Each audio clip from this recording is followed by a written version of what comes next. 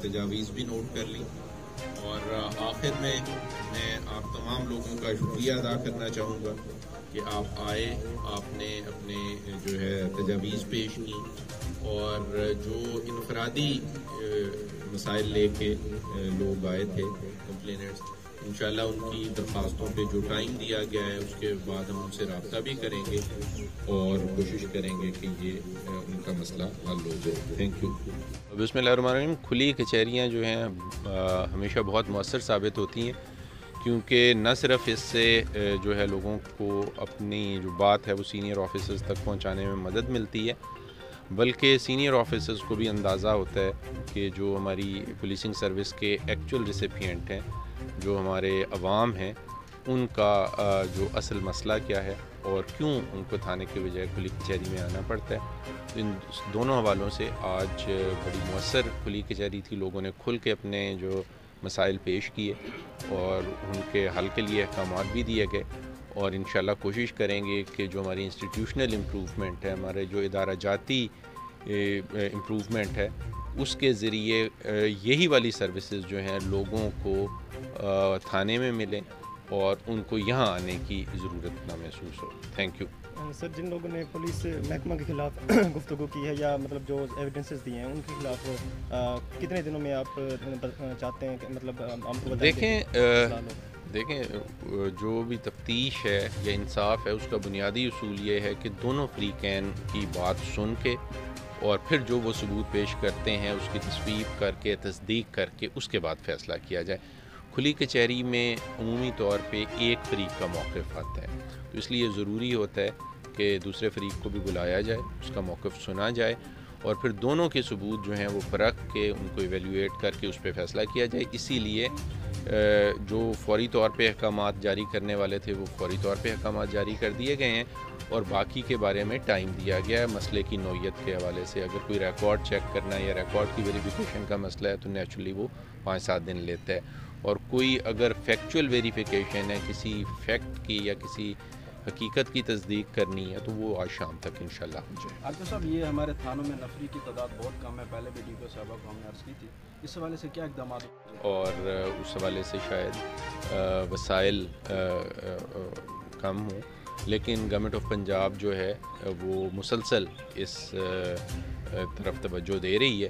اور ابھی جو خالی سیٹیں ہیں ان پہ ریکروٹمنٹ ہو رہی ہے، تو انشاءاللہ اس کے بعد نفری کا مسئلہ کچھ حد تک ٹھیک ہو جائے گا۔ Thank you. جی ناظرین، آج ڈی پی آفس لیا میں کھلی کچہری منعقد کی گئی، جس میں regional police officer Dera Ghazi Khan محمد وقاص نذیر صاحب نے شرکت کی اور انہوں نے عوام کے مسائل سنے اور ان کے حل کے لیے احکامات جاری کیے۔ اس وقت ہمارے ساتھ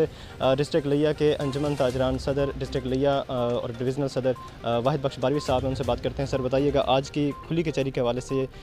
کیا سمجھتے ہیں، کس حد تک جو ہے عوام کے مسائل حل ہوں گے، اور عوام کے مسائل جو پیش کیے گئے ان حوالے سے کیا کہیں گے؟ سب سے پہلے تو طاہر بلوچ صاحب، آپ کا شکریہ، آپ کے چینل کا شکریہ، آپ کے ساتھ جو دوست ہیں ان کا بھی شکریہ کہ انہوں نے اس پر موقف لینا جو ہے نا مناسب سمجھا۔ عرض خدمت یہ ہے کہ کھلی کچہریوں کا مقصد یہ ہے کہ لوگ اپنی شکایات یہاں پر جو ہے تھانوں میں انصاف نہ مل رہا ہو، متعلقہ تھانوں میں یا متعلقہ ضلع سے انصاف نہ مل رہا ہو، تو جو کھلی کچہریوں کا میں نے پہلے بھی عرض کیا ہے کہ جو درخواستیں یہاں پر پیش ہوتی ہیں،